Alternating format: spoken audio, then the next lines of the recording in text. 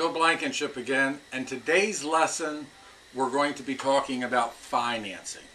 Now, financing is very, very confusing to a lot of people, and I'd like to just take a few moments of your time to give you a basic understanding of how financing works in relationship to purchasing a home. You see, without the ability to finance real estate, home ownership in America would be to a select few, like 3% of the population has the ability to purchase a home with cash.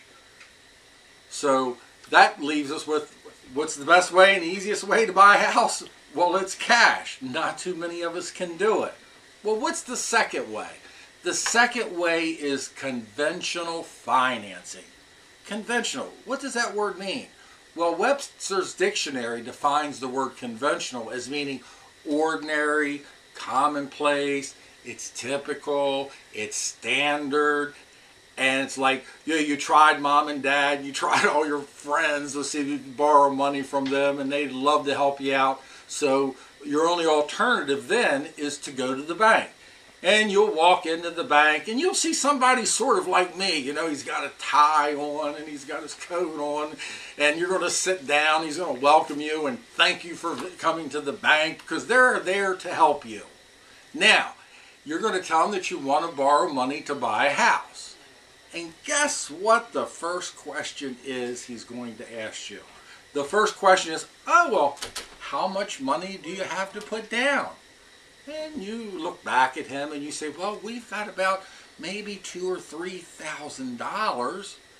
And as soon as you tell him that, before he takes his right hand and goes into his desk drawer to pull out an application before he hands it to you, when they ask you that question, he's going to thank you for coming in.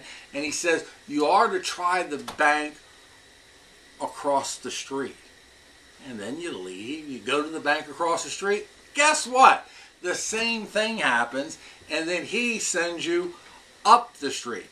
You see, conventional financing, which is the normal standard way, is 20% down. Banks learned a long time ago. Well, they really just learned recently, through this economic mess that we're in that started from the year 2006 when they had all these crazy loans. But banks have really tightened up, and they've learned now that people that put 20% down usually do not go into foreclosure.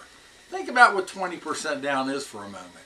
Let's say you're looking at a $50,000 house. That means you got to put $10,000 down. And don't forget the closing costs, because your closing cost is going to run somewhere around 4%, which is another $2,000.